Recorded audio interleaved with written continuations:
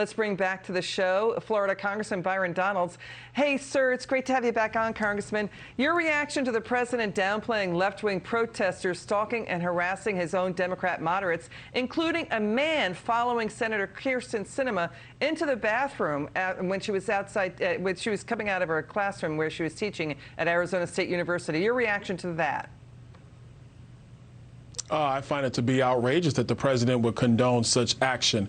Listen, every husband, every father in America knows that you do not and you would not ever support a man following a woman into the bathroom for any reason, let alone to try to force Senator Sinema to vote for a radical package that not only does she know, Joe Manchin knows, and frankly all Americans know, is going to vastly push America down the road of socialism. But for Joe Biden to be so desperate to get his agenda across that he's not going to hold these people accountable who are basically harassing Senator Sinema, I find it to be outrageous. The president needs to apologize for his comments because that should never be tolerated. Look, we all get heated about politics, Liz. I understand that. But you're not allowed to just literally invade the personal space of another human being. Yeah, we're just tracking this. The White House is saying it does support free speech. Let's watch what happened with Senators Kyrsten Sinema, Joe Manchin, and we'll watch what the president said. Watch this.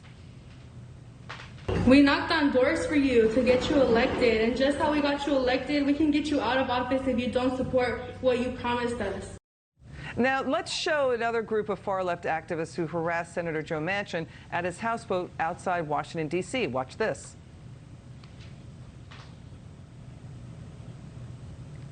Okay, you're going to see that. He's saying, you're going to see these activists saying, let's talk about it.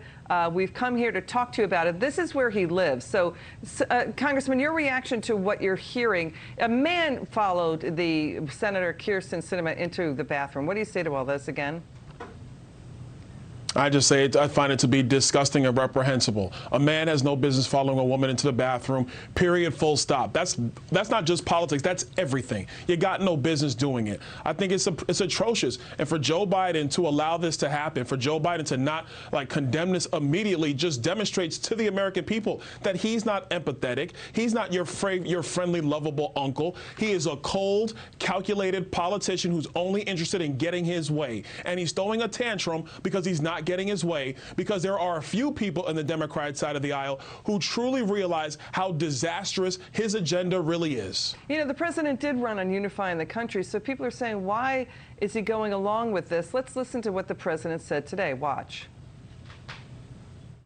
I don't think they're appropriate tactics, but it happens to everybody. The only people it doesn't happen to are people who have Secret Service standing around. It's part of the process. He did say it's inappropriate, but he's saying it's part of the process. It should be, the zero tolerance for it, right? I mean, because we're in dangerous times for our lawmakers, right? Absolutely. Listen, there's no part of the process for that. When Joe Biden was a U.S. senator, he wouldn't have been cool with people following him into the bathroom. I can assure you of that. He just gets Secret Service protection right now, so it's no big deal. But I want to let people understand, this is the real Joe Biden. The real Joe Biden doesn't care about you. The real Joe Biden isn't interested in what's going to happen in your life, in your pocketbook, how much it costs you to buy milk or buy gas. The real Joe Biden is somebody who only cares about his political power. That's why he's been in politics for 50 years, longer than I've been alive. It is outrageous that this is what he said. You know, the Democrats would say he does care. It's just the way they're going about it is totally wrong, that he's frustrated. He lacks a mandate, an historically slim majority for his party in Congress. It's the smallest margin in about 100 years. And by the way, the infrastructure bill, only 10% of it really goes to roads and bridges and broadband, rather, that it doesn't really have the fixes that we need for the nation's infrastructure. And House Democrats are saying the White House Legislative Affairs operation doesn't know what it is doing, that it has no plan and no strategy. And look at the independent swing voters. They're revolting against the president. The majority of independents now disapprove of President Biden. Your reaction? Well, I would say it's not just the White House legislative team, it's the entire White House, and with it, the entire Democrat Party. Look what they've done to the country over 8 months. The border is a mess. Afghanistan is in flames. Purchasing power for working families and senior citizens has been completely obliterated. This president comes out with a massive spending bill when we don't need to do that right now in the United States. We need to actually take care of our fiscal house here at home. Oh, and by the way, he's never held to account by anybody because he can't stand in front of the media or members of Congress, frankly, for more than 10 minutes to get questions answered. This president is a joke and a disaster, and everybody knows it. You're using tough language there, Congressman. Let's turn to this. We've got Bill Maher and Governor Christie weighing in on this debate. You know, the issue is, too, that President Trump, when he was president, the Republicans had control of Congress. He didn't get infrastructure through either. So it's really dicey on what's going to happen. Watch this. Watch Bill Maher and Governor Christie.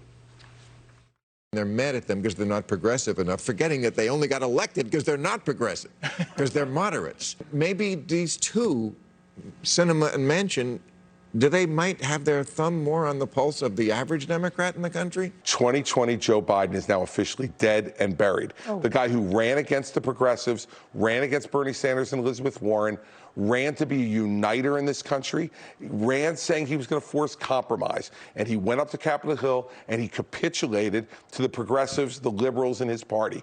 And why should we be surprised? He couldn't stand up to the Taliban. How could we expect him to stand up to AOC?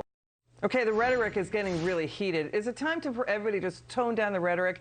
We should just point out the facts like this. Alexandria Ocasio-Cortez has never gotten any legislation out of committee, much less to a floor vote. And a lot of Republicans on the other side are in the same boat, but she ranks among the worst, least effective congressmen ever. And let's also just stick to the facts and turn down the rhetoric. What do you say, Congressman?